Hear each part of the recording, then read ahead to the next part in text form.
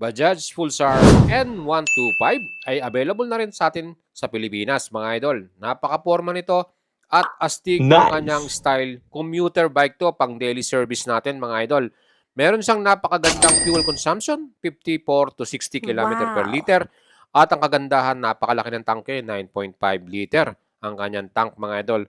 125cc to, mga idol. At meron siyang napaka-modernong fully digital display na talaga namang basang-basa mo ang kanyang information. At ang kagandahan din, yung mga switches and button talagang quality. Mayroon din siyang available na passing switch sa kanyang left side handlebar.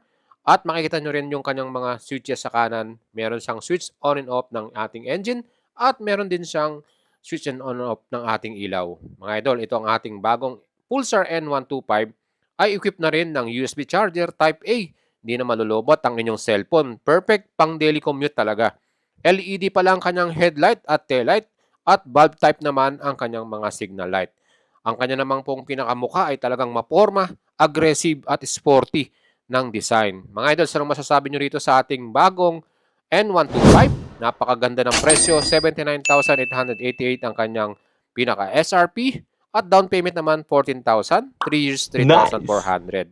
Pwede nyo subukan ng alagang boyet, baka krusunod yung ilabas tong ating bagong Pulsar N125. Meron tayong color red at color violet.